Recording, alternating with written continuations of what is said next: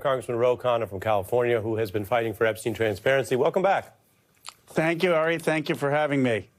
Your reaction to this reporting about the apparent unusual or special treatment for Maxwell? Well, it's offensive to the survivors. You know, the survivors are at the center of this, and they often get forgotten. They were in the front of the steps of the Capitol. They talked about being abused and raped at the age of 13 or 14, about having to go recruit other junior high girls, knowing that they would get abused by Maxwell and Epstein.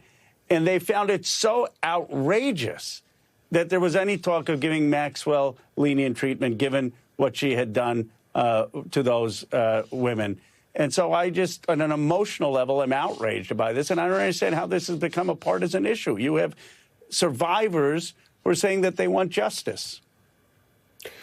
The administration doesn't seem to care about the substance, the ethics, as you put it, or a term they throw around a lot in Washington, the quote optics, because as we reported, they rushed to respond to that unusual interview with this special treatment transfer. Can the Congress do anything about that? We absolutely can. And the first thing we need to do is to have the full release of the Epstein files. And here's the state of play on that. We have 217 signatures. We need one more signature to force a vote in the House of Representatives.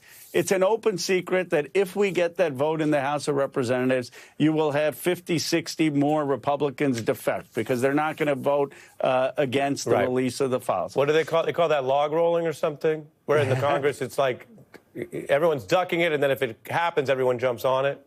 Exactly. You know the terminology. But we've got Adelita Grajova, who a few weeks ago wins her election in Arizona. It's not close, 70-30. It's a blowout election. And for the past 2.5 weeks, since September 23rd, the Congress has literally been shut down. We didn't come back to vote on the pay for troops, which is ending on a Wednesday, but the president had to rearrange money at the DOD just to pay the troops. Why are we shut down during the Congress? For one simple reason: Mike Johnson knows that the day we have votes, Adelita Grajova gets sworn in, and then we have a 218 signature, and we get the vote on the Epstein files. So we're going to get this done. Just to slow you down, you're saying once that's sworn in and you're back in regular order, presumably post shutdown, then you all but have the votes.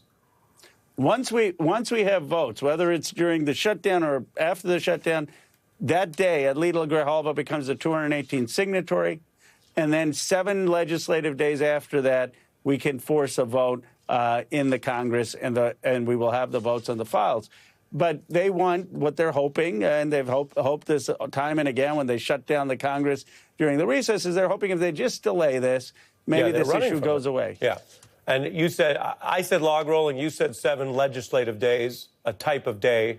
So we both get one strike on jargon, sir. Let me turn your attention to this CBS report, which was pretty astounding from an investigative view. No indication that when the Trump BOP and DOJ went in there, when Epstein was first found dead, that they ran fingerprints or DNA tests inside the cell. So that's the evidence response team. They didn't, according to the documents reviewed by CBS, ever run those tests.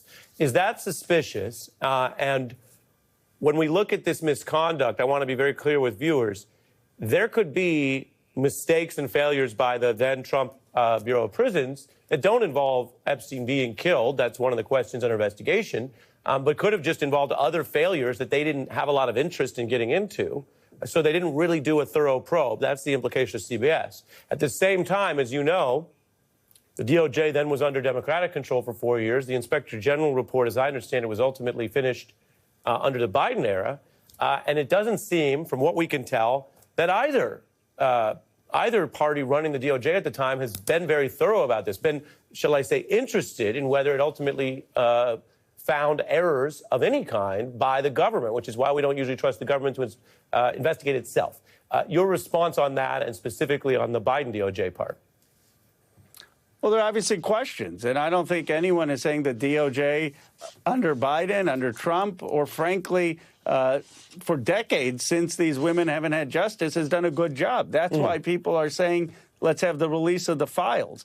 I mean, the survivors who I've gotten to know now personally have been denied justice from the first time that Jeffrey Epstein got a slap on the wrist plea deal. And they've not been consulted by Justice Department lawyers. They are asking for these files to be released. And why is that as compared to other important crimes that get prosecuted? Do you have a core answer of why? I think they're rich and powerful people who were involved, and they think that they basically had one system of justice and didn't get care about these women's stories. I mean, right. So you're saying it's as bad as it looks, and what it looks like is what it is, and you've been close to this. Congressman Khanna, I appreciate you coming on.